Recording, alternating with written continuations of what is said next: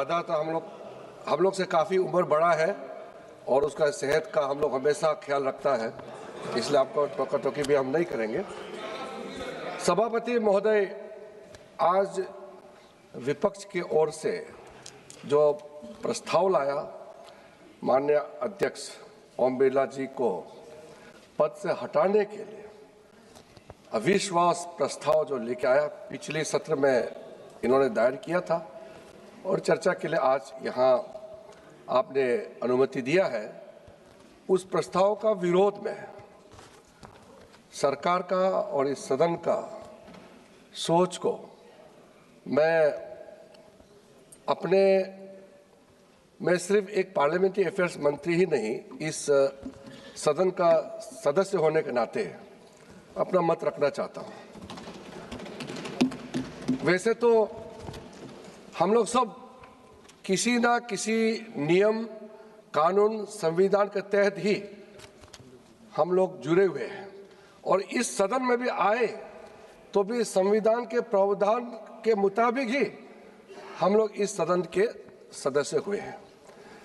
कोई भी सदस्य जब अपने आप को संविधान से बड़ा समझने लग जाएंगे, कोई भी सदस्य अपने आप को बाकी सबसे ज्यादा ज्ञानी है मानने लग जाएंगे, तो उसको मैं आज एक्सपोज करना चाहता हूं, क्योंकि हम लोग सब बराबर हैं और इस सदन में बोलने के लिए भी चेयर से परमिशन चाहिए। ऐसा नहीं है मैं सदस्य हूं इसलिए मर्जी से मैं जब चाहे खड़े हो जाऊं और मेरे लिए माइक ऑटोमेटिक ऑन हो जाएगा, ये सोचना भी गलत है। सबसे पहले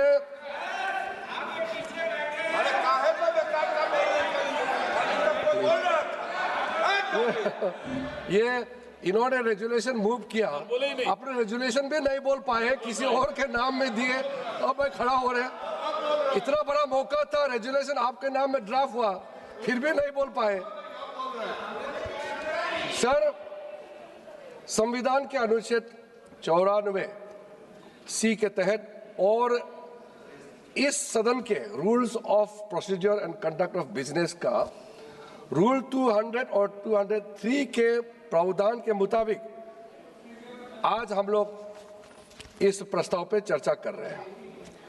मैं वैसे तो आपके कई मुद्दे हैं, मैं उसको एक एक करके मैं उसका जवाब भी देना चाहता हूं। मेरा प्रारंभिक अनुरोध रहेगा, शुरू में ही मैं अनुरोध करना चाहूंगा कि कांग्रेस की ओर से जब गौरव जी बोले तो विषय से हट करके कई विषय पे उन्होंने चर्चा की है। क्योंकि उन्होंने मुद्दे रखे हैं तो मुझे उसका भी जवाब देना पड़ेगा। अगर वो मुद्दे नहीं रखते तो मैं लोकसभा स्पीकर का खिलाफ जो अविश्वास प्रस्ताव रखा था उसी तक ही सीमित रखने का विचार से मैं सदन में आए थे, लेकिन उन्होंने उससे कई आगे जाकर के अपने बात को रखा है। लेकिन शुरू में उन्होंने मेरे ऊपर में एक टिप्पणी कर दिया और गौरव गोगोई उम्र में छोटे हैं, मेरे छोटे भाई समान हैं और अब 3 बार इस सदन का सदस्य हो गए हैं, लेकिन उसका गलती नहीं है क्योंकि ये जब इस सदन में आए थे तब ये विपक्ष में चले गए, तो उन्होंने अपने कांग्रेस पार्टी का पार्लियामेंट्री अफेयर्स का रोल्स परफॉर्मेंस को कभी देखा नहीं है, तो ये इसका गलती नहीं है। और ये जब सदन में आए 2014 में, उससे 20 साल पहले मैं चुनाव का मैदान में उतर चुका था और 10 साल पहले मैं इस सदन का सदस्य हो चुका था, इसलिए वो उसमें सदस्य नहीं थे तो मैं ब्लेम नहीं करता हूँ। लेकिन मैं इतना जरूर कहना चाहता हूँ कि पार्लियामेंट्री अफेयर्स मंत्री बहुत समय लोगों को ऐसा लगेगा कि ये रूलिंग पार्टी के लिए सिर्फ बोलते हैं। मैं सूचना देता हूं सदन में या कोई बात रखता हूं तो कभी कभी सदन का बिहाफ से रखता हूं। मैं ज्यादातर जो पेपर ले करता हूं बिजनेस एडवाइजरी कमेटी, वो भी पूरे सर्वदलीय पार्टी का बैठक का ही कागज को रखता हूं। मैटर तो अलग अलग मंत्री रखते हैं, तो पार्लियामेंट्री अफेयर्स मंत्री सिर्फ रूलिंग पार्टी का नहीं होते हैं, वो सबका बिहाफ में होते हैं। फिर भी उन्होंने कहा कि इतिहास में सबसे ज्यादा बोलने वाला पार्लियामेंट्री अफेयर्स मंत्री है बोलता है। इसलिए एक बार रिकॉर्ड जाके देख लो, कांग्रेस पार्टी का 60 साल का इतिहास, और हमारे भी कई हमारे बड़े नेता जो आज इस दुनिया में नहीं है पार्लियामेंट्री अफेयर्स मंत्री रहे हैं, प्रमोद महाजन जी, सुषमा स्वराज जी, वेंकैया जी हमारे उपराष्ट्रपति भी रहे हैं, मदन लाल खुराना जी। इसलिए पार्लियामेंट्री अफेयर्स मंत्री के ऊपर में टिप्पणी करने से पहले आपका अपना कांग्रेस के जमाने का भी आप लोग को थोड़ा सा ध्यान रखना चाहिए। सभापति महोदय, जो हमको जो अथॉरिटी दिया है आज ये मुद्दे लेकर के आने के लिए, उसमें थोड़ा सा हम बिंदु में जाना चाहते हैं। संविधान 118 में स्पीकर को क्या अथॉरिटी दिया गया है? स्पीकर इस सदन का जितना रूल्स ऑफ प्रोसीड्योर और कंडक्ट ऑफ बिजनेस जो भी इस सदन में चलते हैं, उसका फाइनल अथॉरिटी लोकसभा अध्यक्ष ही होते हैं। इसका अब लीगल कॉन्टेक्स्ट में देखा जाएगा, आर्टिकल 122 अनुच्छेद 122 भारत के संविधान में देखा जाएगा तो स्पीकर का कोई भी निर्णय को किसी भी अदालत में भी चैलेंज नहीं कर सकता है। सुप्रीम कोर्ट का एक रूलिंग आया था सिर्फ शेड्यूल 10, जब डिस्क्वालिफिकेशन का सवाल आता है मेंबर्स का, सिर्फ उसी मुद्दे पर स्पीकर का डिसीजन को कोर्ट में रिव्यू कर सकता है, अन्यथा लोकसभा स्पीकर का डिसीजन वो फाइनल होता है। इसमें मैं बहुत ज्यादा और उस उल्लेख नहीं करना चाहता हूं, लेकिन कुछ चीजें होते हैं जो स्पीकर और सदन में कभी कभी मैंने देखा है स्पीकर के ऊपर में ऐसे टिप्पणी कर देते हैं, कभी रिकॉर्ड में आ जाते हैं, कभी रिकॉर्ड में नहीं आते हैं। स्पीकर निष्पक्ष होते हैं, ये भी सब जानते हैं, लेकिन स्पीकर किसी एक दल से आते हैं, खास करके रूलिंग पार्टी से आते हैं, ये भी सब जानते हैं। हम लोग वेस्टमिंस्टर मॉडल को काफी फॉलो करते हैं। वेस्टमिंस्टर में once a speaker is always a speaker.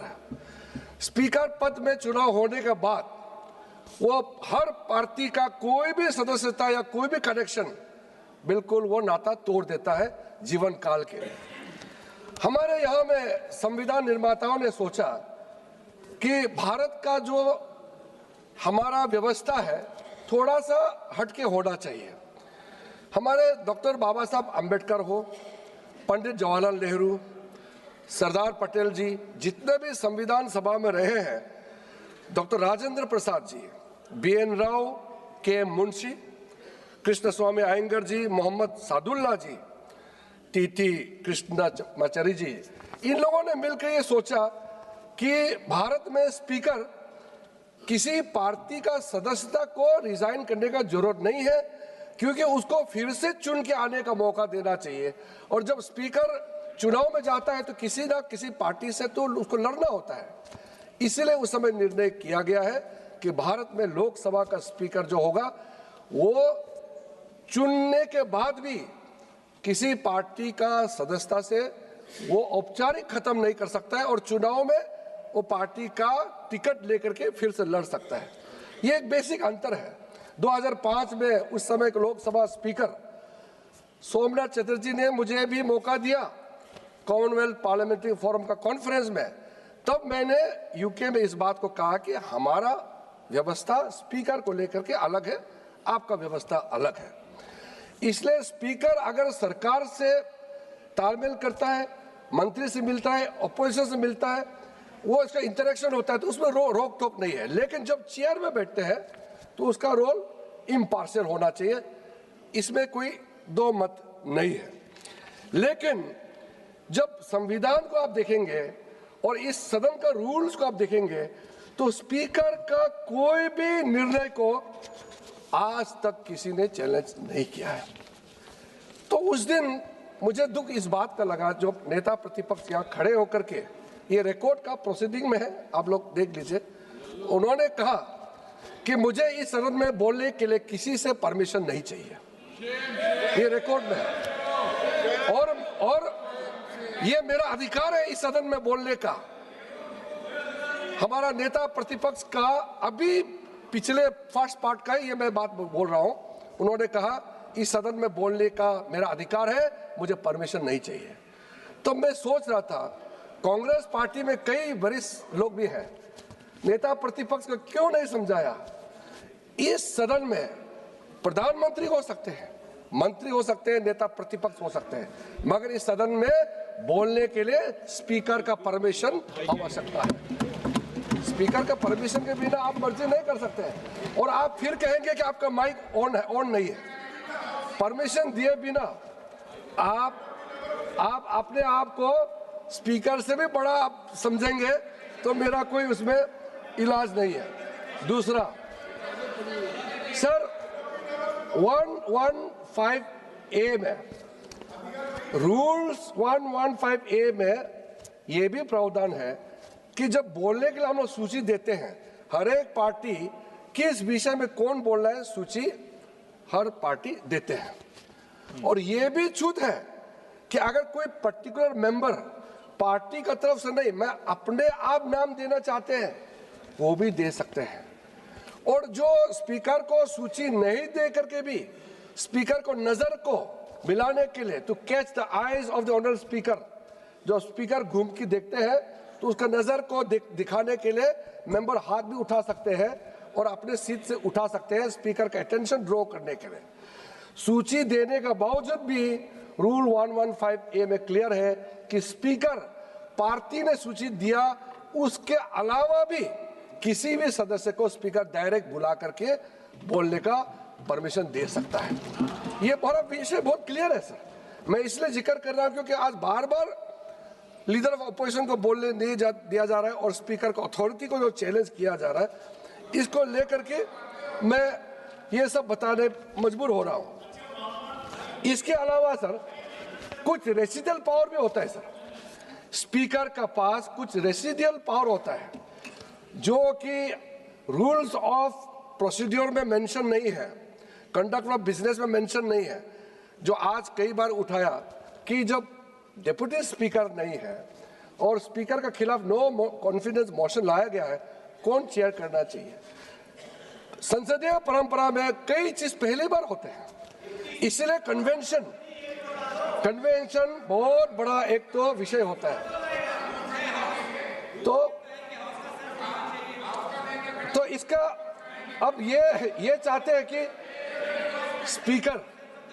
Speaker का रोल भी ये लोग तय करना चाहते हैं। ये चाहते हैं कि ये कुर्सी पे कौन बैठेगा, ये भी ऑपोजिशन तय करना चाहते हैं। क्या दुर्भाग्यपूर्ण है कि ये स्पीकर का रोल भी इन लोग लेकर के अपना अधिकार लेना चाहते हैं। सभापति महोदय, जो रूल्स में मेंशन नहीं है, किसी भी चीज का क्लैरिटी नहीं है, अगर पहले बार विषय आया है उसका भी निर्णय करने का अंदर रूल 389, अगर कोई मैटर क्लैरिटी नहीं है तो भी उसका निर्णय करने का फाइनल अथॉरिटी ऑनरेबल स्पीकर के पास होते हैं। इसलिए आप लोग जो है इतने सालों से आप लोग रूलिंग में रहे हैं, 2014 के बाद आप लोग विपक्ष में चले गए, तो आप लोग इतना बेचैन होने का आवश्यकता नहीं है। ये लोकतंत्र है, हम तो मर्जी से तो आया नहीं है। जनता, भारत का जनता जो चाहेगा वही होगा। इसलिए इतना फ्रस्ट्रेशन और इतना कानून का डिसरिगार्ड, सदन का डिसरिगार्ड करना, ये मैं मानता हूं कि ये सबके लिए सही नहीं है। हम लोग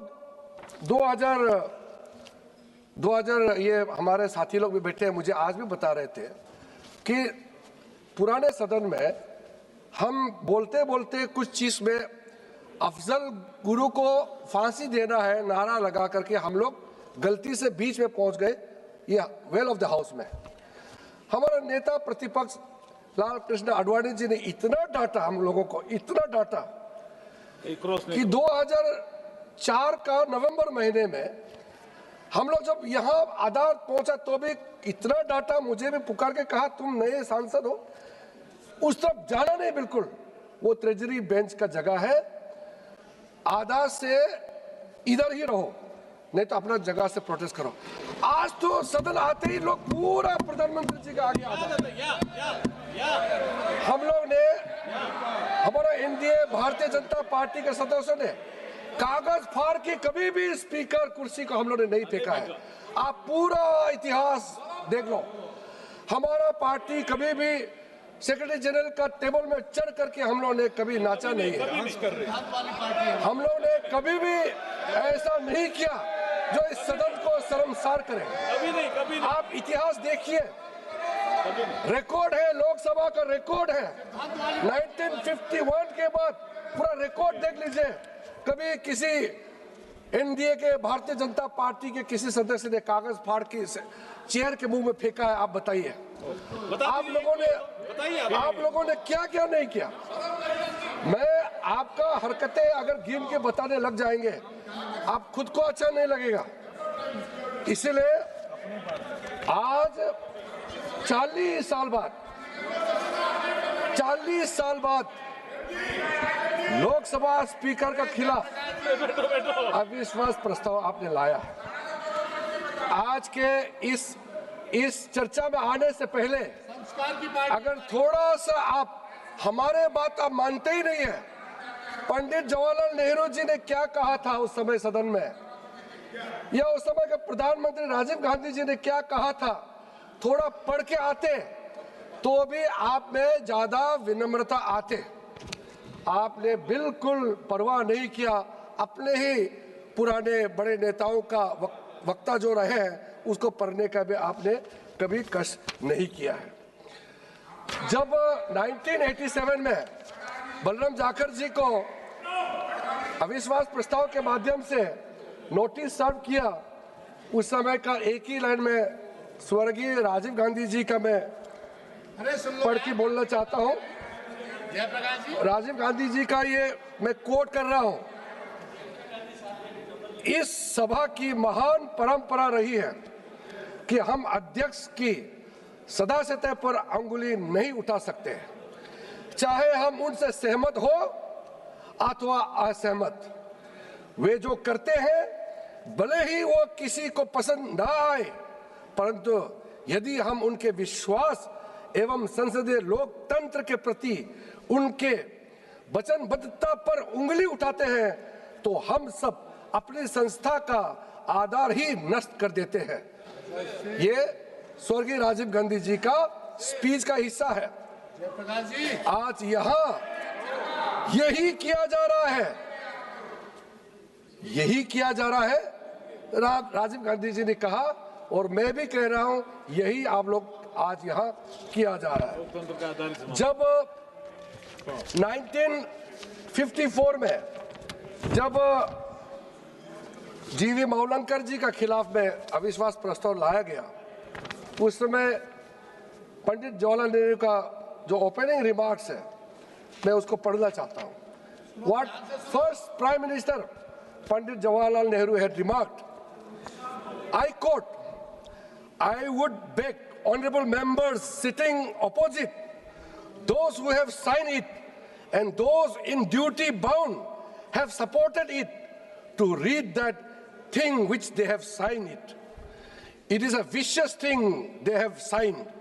I doubt whether the persons have read it before they have signed it. If they have read it, they would have hesitated 100 times before they signed that document. And Pandit Jawaharlal Nehru further says, at any time, and yet seeing the manner in which this has been brought forward, and the wording used here, I say it is a gross abuse of one's intelligence, and to ask anybody in this house to support this is to consider that man utterly lacking in intelligence. उसके बाद पंडित जवाहरलाल नेहरू जी का बहुत ही अच्छा portion है, मैं उसको भी बताना चाहता हूँ। ये कोई पंडित जवाहरलाल नेहरू जी का मैं हिंदी वर्जन वाला आपको बोल के सुनाता हूँ। आप अच्छा ही नहीं सुन रहे हो। ये हमारा साथी रहे हैं। मैं सोचा कि ये थोड़ा सीनियर है, राहुल गांधी जी और सबको समझाएंगे, ये ही ऐसे हरकत करते हैं, क्या समझाएंगे दूसरे को।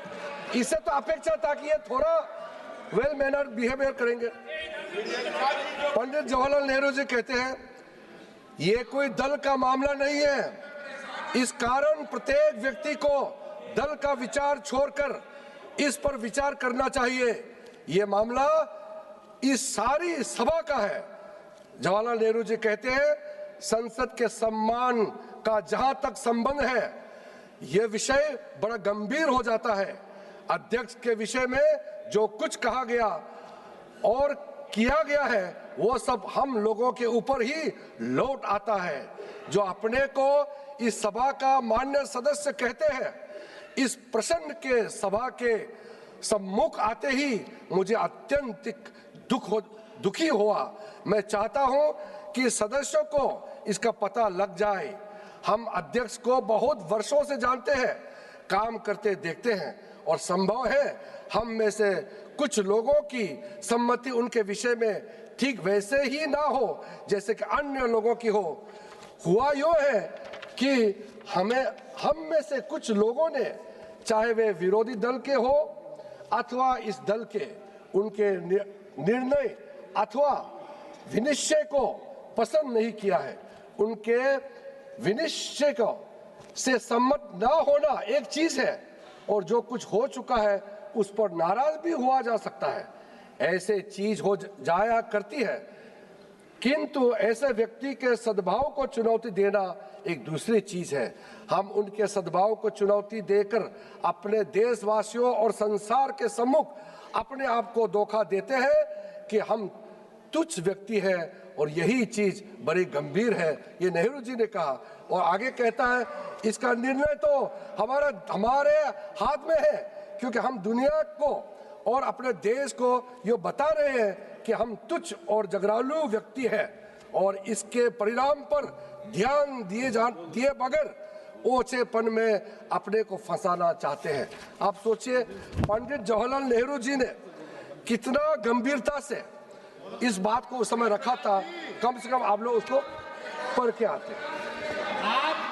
आप उनका बातों का स्मरण नहीं कर रहे हो, स्मरण करिए, बताइए आप। सभापति महोदय, आज दुख इस बात का है कि इस रेजुलेशन पे जब हम लोग चर्चा कर रहे हैं तो प्रिसाइड करने के लिए ओम बिरला जी कुर्सी में नहीं बैठे हैं। मुझे मालूम है कई सदस्य ऐसे हैं, चाहे कांग्रेस के भी हो, चाहे बीच में बैठने वाला हो, कहीं ना कहीं मन से दुखी है।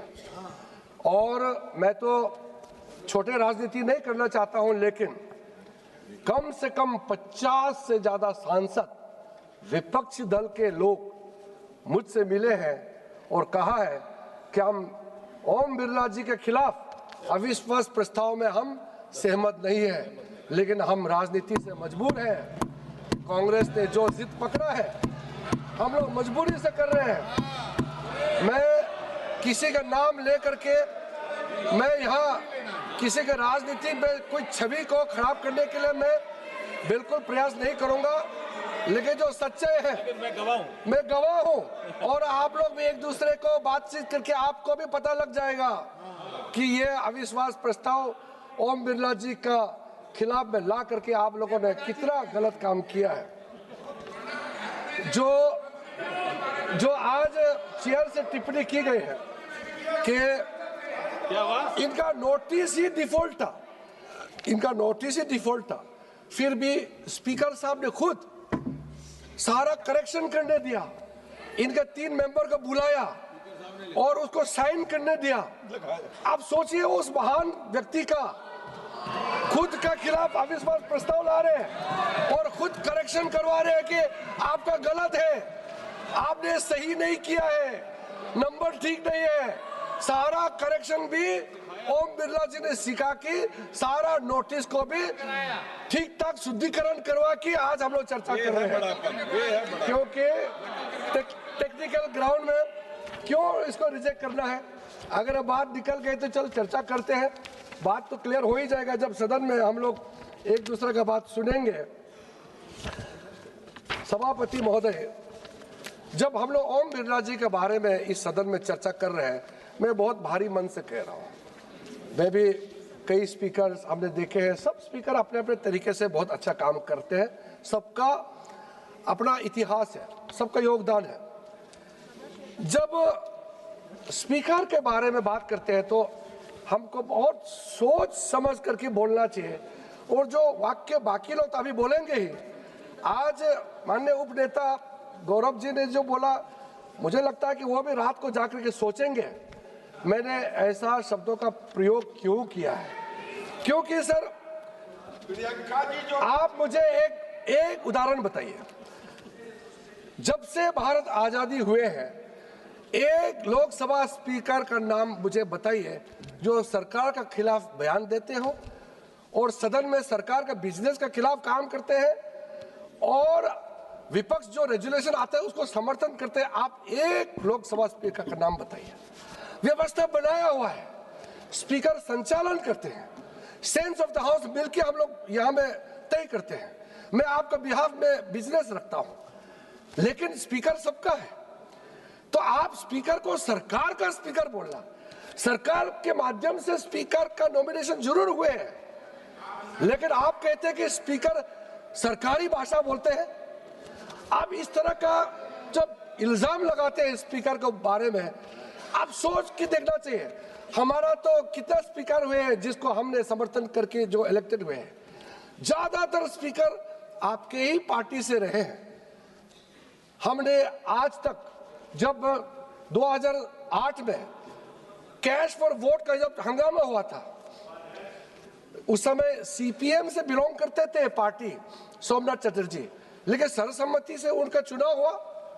जब इतना हंगामा हुआ लोकसभा में और वो सरकार के खिलाफ अविश्वास प्रस्ताव, सरकार का पास 19 एमपी शॉट थे, वो 21 ज्यादा प्राप्त करके जब जीते तो पैसा दे करके एमपी को खरीदने का जो मामला आया, सारा टेलीविजन में कैप्चर हुए। हम 3 बजे उस टेलीविजन का टेलीकास्ट के लिए रुक रहे थे आडवाणी जी के कमरे में, लेकिन बताया गया वो मैनेज हो गया है और लाइव टेलीकास्ट नहीं कर रहा है। सारा एमपी को करोड़ों पैसा जितना दिया, सबका लाइव कैप्चर था उस पत्रकार के हाथ में।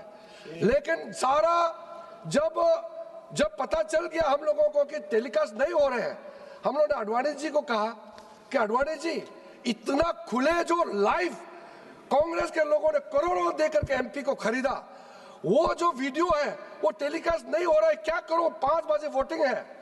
आडवाणी जी ने फ्रस्ट्रेशन में कहा अब कोई चारा नहीं है, अरुण जेटली जी को कहा आप फोन करो उसको। वो फोन स्विच ऑफ है, गायब है, हम लोगों को मालूम है कहाँ था। लेकिन बाद में आडवाणी जी ने कहा जो पैसे दिए हैं, रिसीव किए हैं, जिसका वीडियोग्राफी हुए थे, कुछ पैसे लेकर के संसद का पटल में रख दो। तो हम लोगों ने वो पैसे को लेकर के यहाँ पे डाला, और बाद में जिन्होंने पैसा दिया, जिन्होंने गड़बड़ किया, वो हीरो हो गए। जो विजल ब्लोअर है सबको जेल डाल दिया, हमारा 3 एमपी को जेल डाला। और उसके बाद में हमने स्पीकर साहब को रिक्वेस्ट किया कि वो जो पत्रकार का जो वीडियो है वो आपको सौंपा है, आप तुरंत टेलीकास्ट कराइए। इतने दिनों तक स्पीकर ने उसमें कार्रवाई नहीं किया। सरकार का बचने का मामला था, ये कोई छोटा मोटा बात नहीं था। फिर भी हम लोगों ने स्पीकर के खिलाफ अविश्वास प्रस्ताव नहीं लाया। उस समय हमने पूरा अपोजिशन पार्टी जाके स्पीकर को रिक्वेस्ट किया कि सर, जो वीडियो टेप दिया है उसको सिर्फ प्ले करना है, देश दुनिया देखना चाहिए संसद में कैसे खरीदारी हुए हैं। तो वो जब उसको डिस्प्ले नहीं किया गया, प्ले नहीं किया, तब भी हम लोग ने स्पीकर के खिलाफ अविश्वास प्रस्ताव हम लोगों ने नहीं लिया है। और 40 साल बाद आप लोग आज ये काम लेकर के आए हैं। और बिरला जी का समय में आज आप लोग को मालूम होगा कि पुराना रिकॉर्ड को देखिए और नए रिकॉर्ड को देखिए। जो रिफॉर्म्स माननीय ओम बिरला जी के समय में हुआ है, कोई उसको नहीं नकार सकता है। आज मैटर जो 0 आवर में जितने रेस हुए हैं, इतने सालों का रिकॉर्ड हमने देखा है। हाईएस्ट 0 आवर में मैटर ओम बिरला जी के समय में सदस्यों को मौका दिया गया है। रूल 377 आज तक इतिहास में सबसे ज्यादा रूल 377 ओम बिरला जी के समय में सदस्यों को मौका दिया गया है। मैटर्स अंदर पब्लिक इंटरेस्ट का अर्जेंट मैटर्स कोई भी रेज करना है, चाहे स्पेशल मेंशन हो, हाईएस्ट नंबर ओम बिरला जी ने इस सदन के सदस्यों को मौका दिया गया है। बाकी जितना आप लोगों का जो संसद के अंदर के बाहर में भी आपने देखा होगा, पार्लियामेंट को पूरा डिजिटल बनाने में, पेपरलेस फंक्शनिंग करने में, ई नोटिस, ई बुलेटिन, ई रिपोर्ट्स, ई ऑफिस, ये पार्लियामेंट को पेपरलेस बनाया पूरा ओम बिरला जी का अध्यक्षता में। मेंबर्स का पोर्टल बनाया गया।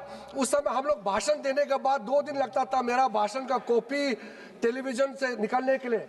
अभी हर सदस्य भाषण देता है, तुरंत आपको सोशल मीडिया के लिए आपका कॉन्स्टिट्यूएंसी में आप बता सकते हैं कि मैंने ये बात उठाया है, वीडियो आपको अवेलेबल कर देते हैं। हर मेंबर को अपना सुविधा, हर मेंबर को काम करने के लिए जो मदद ओम बिरला जी ने किया है, आज आप लोग अविश्वास प्रस्ताव जरूर लाया है, लेकिन इतिहास गवाह है हर मेंबर ओम बिरला जी को हमेशा हमेशा धन्यवाद देते रहेगा, मेंबर लोगों के लिए जो ओम बिरला जी ने काम किया है। आप लोगों ने आज जो ऐसा स्पीकर के खिलाफ है, जो आपने अपना राजनीतिक रोटी सेकने के लिए जो काम किया है, मैं बहुत दुखी मन से कहता हूं, आज हमारा जो पहले बार चुन के आए एमपी हो या महिला सांसद हो, आप बताइए, मैं रिकॉर्ड में बोल रहा हूं, सभापति महोदय, जब ओम बिरला जी सबको मौका देते हैं, चाहे वो नए एमपी हो, पुराने हो, महिला सांसद हो, आप पुराना रिकॉर्ड को कंपेयर कीजिए और अभी का रिकॉर्ड को कंपेयर कीजिए। मैं कहता हूं, मैं प्राउडली कहता हूं, हम उस लोकसभा का सदस्य है जिसका अध्यक्ष ओम बिरला जी है, हम लोग फख्र से कह सकते हैं। और आपने उसके खिलाफ अविश्वास प्रस्ताव लाया है। भारत का नाम को विश्व भर में बढ़ाने के लिए, पार्लियामेंट्री डेमोक्रेसी में भारत को रोल को ओम बिरला जी ने समय समय में देश के बाहर भी ले गए हैं और डेमोक्रेटिक डिप्लोमेसी, पार्लियामेंट्री डेमोक्रेसी को ओम बिरला जी ने मजबूत से खड़ा किया है। और अभी पहली बार इसमें कोई मेंबर्स ऑफ पार्लियामेंट बचे नहीं है, 64 कंट्रीज का फ्रेंडशिप ग्रुप पूरा लोकसभा राज्यसभा का ओम बिरला जी का अध्यक्षता में, माननीय प्रधानमंत्री नरेंद्र मोदी जी का डायरेक्शन में, हम लोग सबका सहमति से पूरा अपोजिशन पार्टी एमपीज का दिमाग में ये 64 पार्लियामेंट्री कमेटी फ्रेंडशिप ग्रुप बनाया है। इसको आप धन्यवाद नहीं देंगे? आप बोलते समय कम से कम इतना तो मान रखते हैं कि भले ही किसी का दबाव में आपने मोशन लाया हो, इंसान को किसी के प्रति में इतना घृणा नहीं होना चाहिए कि अच्छा काम को भी आप धन्यवाद देने भूल जाए।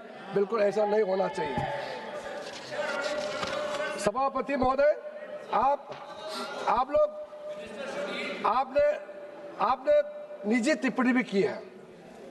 17 लोकसभा 97% प्रोडक्टिविटी, 18 लोकसभा 93.33% प्रोडक्टिविटी। आपने आज आप मेरे बाद में जो बोलने वाले हैं वो भी इस बात को ध्यान रखें। सप्लीमेंट्री क्वेश्चन, यही 18 लोकसभा का मैं बात कर रहा हूं। आपका कितना संख्या है, हमारा कितना संख्या है, सबको मालूम है। एनडीए पार्टी को total supplementary question speaker Om Birla जी का नेतृत्व में टोटल दिया है अभी तक 321 सप्लीमेंट्री क्वेश्चन सरकार के एमपीज को दिए हैं, 321। और अपोजिशन पार्टी को, ओम बिरला जी के नेतृत्व में अपोजिशन पार्टी को टोटल सप्लीमेंट्री क्वेश्चन का अवसर दिया है 364। ये पक्षपात है? हमारा संख्या ज्यादा है, सवाल पूछने के लिए ज्यादा आपको मौका देते हैं और आप कहते हैं स्पीकर पक्षपात करते हैं। ये क्या तरीका है? आप तभी आदत खराब हुई है, तभी आदत खराब।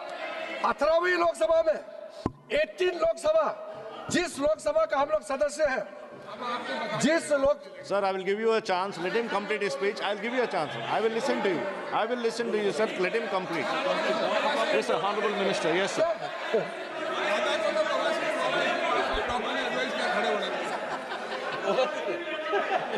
सर ये कोई टाइम हो 2A. Sir, 203, except with the permission of the speaker or the person presiding, a speech on the resolution shall not exceed 15 minutes in duration. Sir, he has already spoken for half an hour. How are you allowing? This is 203. And you look into Kaul and Shagdar that unless the speaker gives express permission, nobody can speak more than 15 minutes. Okay, sir. And you are allowing him Sir, thank you. half an hour Thank to you for speak. enlightening me, sir. Sir, Please. stop him. Sir, Sir, Honorable, ये actually Honorable Minister may continue to speak. मैं तो sir मैं तो क्या करें, मुझे दया आ रहा है, इतना सीनियर एमपी है, ये इसको मालूम होना चाहिए 1954 में ऑपोजिशन पार्टी ने पूरा दिन का डिमांड किया था डिस्कशन के लिए, जब जीवी मौलनकर जी के खिलाफ में रेजोल्यूशन लाया था और पंडित जवाहरलाल नेहरू ने 1.5 आवर एलोकेट किया। पोर्ट टिकी बहस हुई कि कितना समय चर्चा के लिए देना चाहिए, तो फाइनली एग्री हुआ कि 2.5 आवर्स डिस्कस होना चाहिए। उसी 2.5 आवर्स में मंत्री का 15 मिनट है। आज हम लोग 2 दिन का चर्चा कर रहे हैं, 2 दिन का, हम लोग 2.5 घंटे नहीं है। ये सरकार भागने वाला नहीं है। वो 2.5 आवर्स का डिस्कशन का आप एग्जाम्पल लेकर के 2 दिन का डिबेट को कंपेयर करता है, इतना सीनियर होकर के भी इतना मालूम नहीं इनको। सर टोटल सर 18 लोकसभा का मैं बात कर रहा हूं सभापति महोदय, 18 लोकसभा में अभी तक टोटल 1835 इश्यूज 0 आवर में रेस किया गया है अभी तक, और टोटल उसमें जो अपोजिशन पार्टी को दिया है 56%, यहाँ सिर्फ 44% है। अब इल्जाम लगाते हो स्पीकर के ऊपर में। सर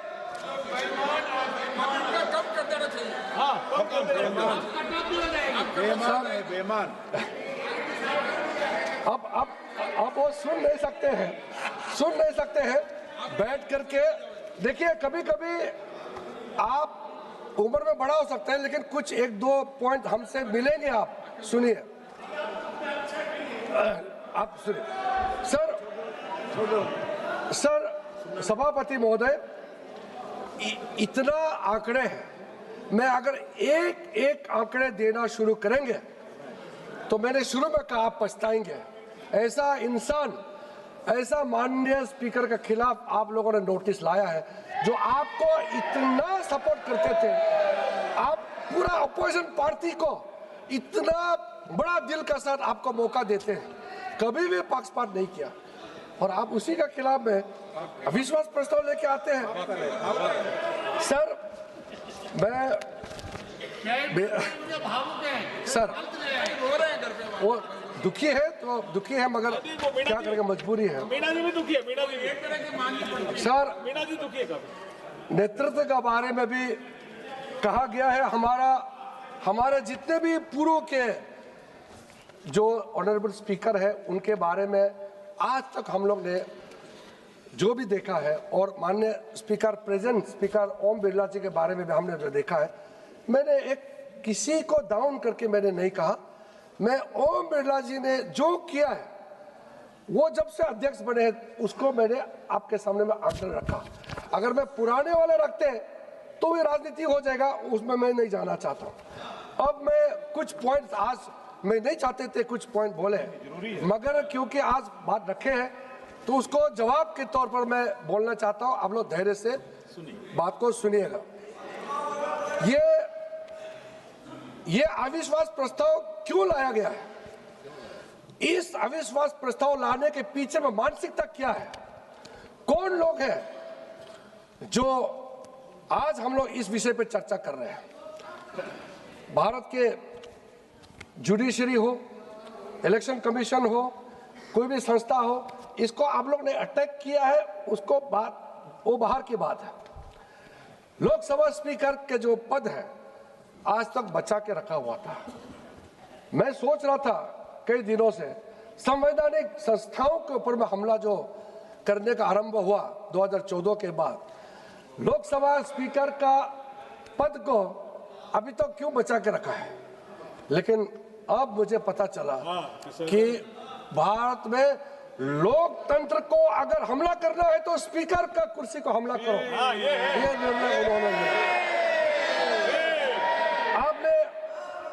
आपने आपका लीडर ऑफ ऑपोजिशन के बारे में कहा, और लीडर ऑफ ऑपोजिशन इसी सदन के सदस्य होने के नाते मैं सीधा सीधा कहना चाहता हूं, जब उस दिन नेता प्रतिपक्ष भाषण दे रहे थे, कहां से ये बात शुरू हुआ? रूल 3491 में उन्होंने जो बात रखा और जो बार बार गौरव जी उसको दोहरा रहे थे, उस पे स्पीकर साहब ने रूलिंग दिया। और मैंने शुरू में कहा आर्टिकल 118 में भी जो लिखा है कि स्पीकर का डिसीजन आप भले मंजूर हो ना हो, एग्री हो ना हो, फाइनल होते हैं। वही पंडित जवाहरलाल नेहरू जी ने कहा, वही राजीव गांधी जी ने कहा कि आप सहमत नहीं हो सकते हैं। लोकतंत्र में एक दूसरे के प्रति हम लोग तो लड़ते रहते हैं, लेकिन दुश्मन तो है ही नहीं है। ओपिनियन ऑफ डिफरेंसेस होते हैं, मत अलग अलग होते हैं। तो आपका बात को अगर स्पीकर नहीं माने तो क्या आप स्पीकर के ऊपर चढ़ जाएंगे क्या? स्पीकर ने रूलिंग दे चुके थे कि आप जो कह रहे वो मुद्दे सब्सटेंटिवली इसमें जुड़ा हुआ नहीं है, तो आप कोर्ट मत कीजिए। आपने मेंशन कर दिया, फिर भी बोल रहे मुझे बोलने नहीं दिया जा रहा है, मुझे बोलने नहीं दिया जा रहा है। स्पीकर ने कहा कि रूलिंग हो चुके हैं। हमने भी 2 बार उठ के कहा कि स्पीकर का रूलिंग है वो फाइनल है। स्पीकर का रूलिंग फाइनल है, फिर भी बार बार उठ के कह रहे। उसके बाद सर, उसके बाद इन लोगों ने पहला आरोप लगाया, पहले आरोप लगाया कि इनका लीडर ऑफ ऑपोजिशन को बोलने नहीं दिया जाता है। No, please listen, madam. He merely mentioned that the ruling was already given. No, there is no rule of order here. Please. वो सच्चाई सुन नहीं पा रहे हैं, मजबूरी है, रेजोल्यूशन लेके आया, सच्चाई सुन नहीं पा रहे। सच्चाई सुनिए। सभापति महोदय ये कह रहे हैं कि इनका नेता प्रतिपक्ष को बोलने नहीं देते हैं, ये कह रहे हैं। मैं कहता हूं, मैं आप बताता हूं सही बात क्या है, मैं आप सही बात बताता हूं। सुन लीजिए। 15 लोकसभा में इनके नेता प्रतिपक्ष सदस्य थे, कुल मिलाकर के 2 बार बोले, पूरे समय में 2 बार बोले पूरी लोकसभा में। और इन्होंने जब सेशन चलता है उस समय ही विदेश चले जाते हैं। सेशन चल रहे हैं, विदेश चले जाते हैं और यहाँ बोलते हैं कि बोलने नहीं दिया जा रहा है। सर, नियम कहता है जब कोई भी मेंबर अपना भाषण रखते हैं, डिबेट में इंटरवेंशन करता है, उसके बाद जो उसका नेक्स्ट बोलते हैं उसका सुनना होता है। इनका नेता प्रतिपक्ष अपना बात बोल के खत्म हुआ, बैठे बगैर वो चले जाते हैं, किसी का सुनता नहीं है, और बोलता है कि बोलने नहीं दिया जाता है। सर, मैंने बार बार कहा है, That is his point of observation. He is making his point. सच्चाई है तो करवा लग रहा है, ये लोग सुन नहीं पा रहे, मैं क्या करूं? वेणुगोपाल जी, आप अगर वो ये मुद्दे नहीं उठाते तो मुझे बोलने की आवश्यकता नहीं होती। That is his point of observation. Let him make his observation. No, please. मैं उसका गंभीरता को बताता हूँ। आप बोलिएगा सर। यहाँ माननीय प्रधानमंत्री जी बैठे हैं, पहली बार मैंने ऐसा दृश्य देखा है वहां से दौड़ के आते गले लगाने के लिए प्रधानमंत्री के ऊपर में जबान पड़ते हैं। ऐसा कोई नेता प्रतिपक्ष देखा है आपने जिंदगी में? कमाल का है। और यहाँ से आकर के वहां बैठ करके अपने एमपी को देख करके आंख मारते हैं, आंख मारते हैं। आपका नेता प्रतिपक्ष कितना गंभीर है, यहाँ बहस चल रहे हैं और अपने सदस्यों के तरफ देख करके आंख मारते हैं। ये ऐसा नेता प्रतिपक्ष हमने पहली बार देखा है। और जैसा लीडर है बाकी तो ऐसा ही होगा। आप वहां बैठे हैं सभापति महोदय और आपको यार बोलते हैं और ये मेंबर चेयर को बोलते हैं यार, और बाद में यार मत कहा तो बोलते हैं यार कहने से क्या होता है, चेयर को यार कह सकता है। राज्यसभा में सभापति जो भारत के उपराष्ट्रपति है उसको बोलते हैं कलीग। नो सर, स्पीकर और चेयरमैन राज्यसभा ये कलीग नहीं है, वो कस्टोडियन ऑफ द हाउस होता है, वो हमारे कलीग नहीं होते हैं। आप उसके साथ हल्के फुल्के में मजाक नहीं कर सकते हैं। आप लोगों ने जैसा नेता हल्कापन दिखाता है वैसे उसका बाकी संसद को भी ऐसा बिहेव करने में मजबूर कराते हैं। ये ठीक नहीं है। आपके यहाँ में भी काफी अच्छे लोग हैं, आपके लोग में भी अच्छे हैं, लेकिन अब नेता प्रतिपक्ष उन्हीं को बनाया, हम तो कुछ नहीं कर सकते हैं। मैं क्या कर सकता हूँ, मेरा हाथ में तो है नहीं। मैंने देखा है, देखिए प्रियंका वाड्रा गांधी जी अब पीछे बैठ के मुस्कुरा रही है। अगर इनको नेता प्रतिपक्ष बनाते तो भी शायद परफॉर्मेंस थोड़ा अच्छा होता। वो तो कम से कम बैठती है, सुनती है कम से कम। इनका नेता प्रतिपक्ष तो सुनता ही नहीं, मुस्कुराती भी है। मैंने सार्वजनिक रूप से कहा है, as a parliamentary affairs minister, कोई भी सांसद बिहेवियर अच्छा है तो मुझे सराहना करना चाहिए। देखिए सर, मैं जरूर भारतीय जनता पार्टी का सदस्य हूँ, मंत्री हूँ, लेकिन पार्लियामेंट्री अफेयर्स मिनिस्टर होने के नाते कोई अच्छा व्यवहार करे तो उसको सराहना करना मेरा दायित्व है। सर, जब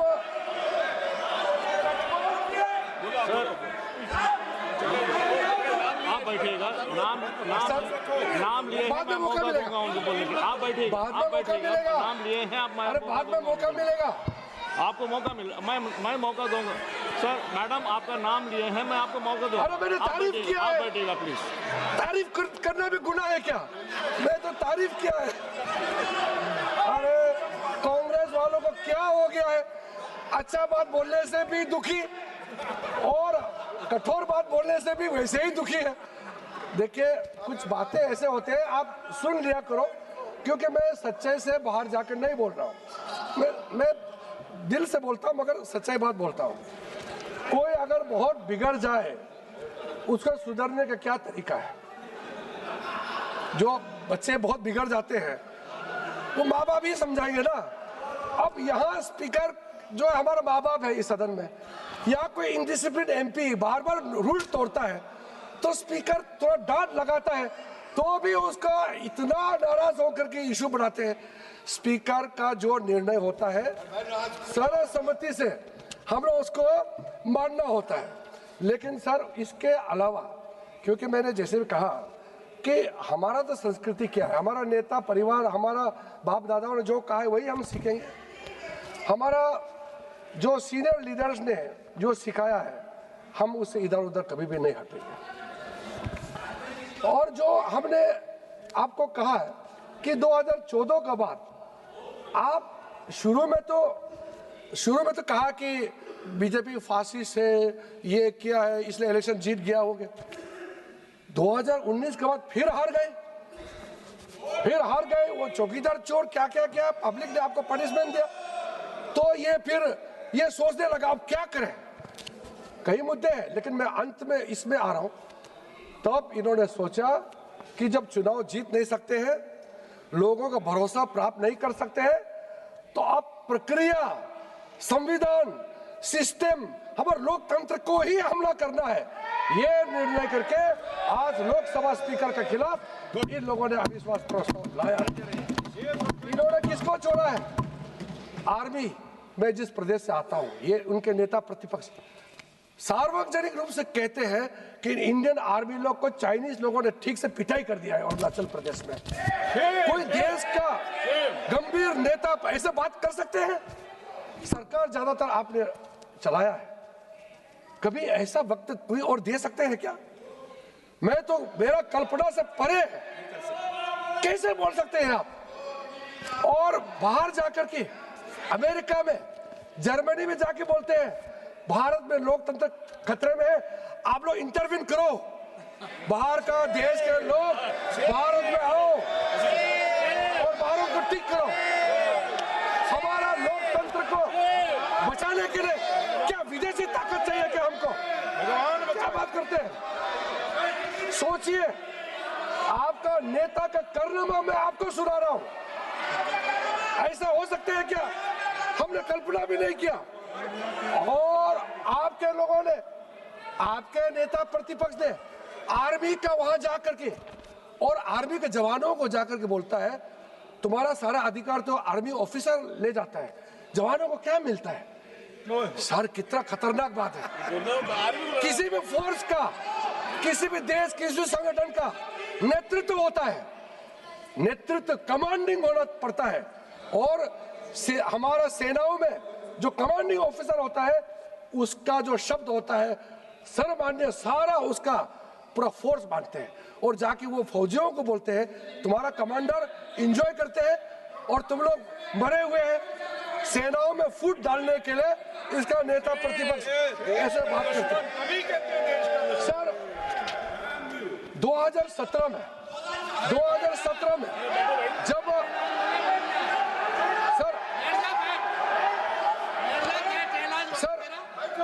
सभापति महोदय, 2017 में जब डोकलाम में भारत और चीन का सेना आमने सामने में जब वहां पे टेंशन बना हुआ था, उस समय चुपचाप से उनका नेता प्रतिपक्ष चाइनीज एम्बेसी में जाकर के चाइनीज एम्बेसडर से और ये गुप्त रखा गया, और बाद में चाइनीज एम्बेसी के वेबसाइट में पब्लिश हुआ। तब जाकर के उन्होंने कहा हम तो जानकारी प्राप्त करने के लिए गए थे चाइनीज एम्बेसी से, इंफॉर्मेशन, यानी कि वो हमारा आर्मी, हमारा सरकार को भरोसा नहीं है, चाइनीज एम्बेसी से इंफॉर्मेशन लेना है इनको, वहां से जानकारी लेना है इनको। आप सोचे, इसके लिए माफी मांगना तो छोड़िए, आज तक इन्होंने अफसोस प्रकट भी नहीं किया है। सर, आज कह रहे थे कि प्रधानमंत्री जी को ये लोग नीचा दिखाने का कोशिश करते हैं। 2013 में सर, सभापति महोदय, 2013 में यूपीए सरकार के समय में उनके रक्षा मंत्री ने इसी सदन में खड़ा करके रिकॉर्ड में कहा है कि पूरा भारत चाइना का जो बॉर्डर एरिया है वहां रास्ता इसलिए नहीं बनाया, ये इंडियन गवर्नमेंट का डिसीजन है, नहीं बनाना है। अगर बनाएगा तो चाइनीज आर्मी आ जाएगा और सारा बॉर्डर एरिया को अंडर डेवलप रखना है। ये इनका डिफेंस मिनिस्टर का ऑफिशियल स्टेटमेंट है इस सदन का। पी चिदम्बरम, इनके जमाने में गृह मंत्री भी थे, वित्त मंत्री भी थे। मुंबई अटैक हुआ, उसके बाद इतने साल बाद में पी चिदम्बरम जी कहते हैं कि हम लोग बदला लेना चाहते थे, अमेरिका ने कहा कि बदला नहीं लेना है, चुपचाप बैठो, इसलिए डर के हम लोग चुपचाप बैठ गए। इनका चिदम्बरम का स्टेटमेंट, ये मेरा स्टेटमेंट नहीं है। आप तो दूसरे सदन में सदस्य हैं, रिकॉर्ड में है, आप जाकर के पूछो और आप ऐसे बात करते हैं सर। और आप सर, इन लोग ये सुन नहीं सकते हैं, ये सुन नहीं सकते। मैं तथ्य से बाहर नहीं बोल रहा हूं सर, मैं जो आज कह रहा हूं मैं रिकॉर्ड पे कह रहा हूं। एक भी सदन का रिकॉर्ड या बाहर का रिकॉर्ड से बाहर मैं एक शब्द नहीं कह रहा हूं। और ये लोग बच नहीं सकते हैं, ये लोग बच नहीं सकते हैं। और इनका नेता ने कहा हम पूरा इंडियन स्टेट का खिलाफ लड़ाई लड़ रहे हैं। सोचिए, इनका नेता प्रतिपक्ष कहते हैं कि हम इंडियन स्टेट का खिलाफ लड़ाई लड़ रहे हैं। इंडियन स्टेट क्या होता है? कौन है इंडियन स्टेट? आप, हम, ये मातृभूमि भारत, ये इंडियन स्टेट है। इसका खिलाफ आपका नेता प्रतिपक्ष लड़ने की बात करता है। ऐसा नेता प्रतिपक्ष हमने कभी भी कल्पना नहीं किया। जब मैं इस दुनिया में पैदा हुआ, ऐसा भी दिन आएगा कि हम ऐसा नेता प्रतिपक्ष को देखने को मिलेंगे जो देश के खिलाफ लड़ाई लड़ने का बात करते हैं। बाहर में जाकर के, आप अमेरिका में जाकर के मुस्लिम काउंसिल ऑफ न्यू जर्सी के साथ, Islamic council of north America, Indian American Muslim council, Islamic medical council of north America का साथ में आपका मिलना जुलना क्यों होते रहते हैं बताइए? और सर, जॉर्ज सोरोस के साथ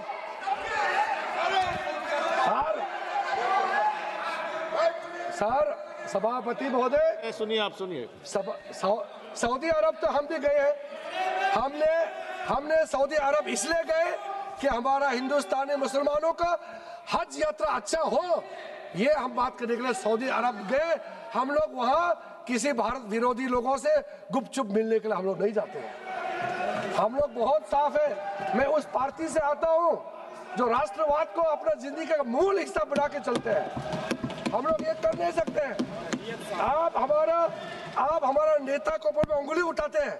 मैं कहना चाहता हूँ, हमारे प्रधानमंत्री नरेंद्र मोदी जी के ऊपर में आप कीचड़ उछालने का कोशिश करते हैं। मैं कहना चाहता हूँ, हमारे नेता को आप कभी भी आप गिरा नहीं सकते हैं। हमारा नेता को आप कभी गिरा नहीं सकता है, क्योंकि नरेंद्र मोदी जी का सोच, नरेंद्र मोदी जी का इस देश का प्रति समर्पण उतना पवित्र है जितना कमल फूल पवित्र है। आप दाग नहीं लगा सकते हैं। ये लोग 14 से दाग लगाने के लिए कोशिश करते हैं।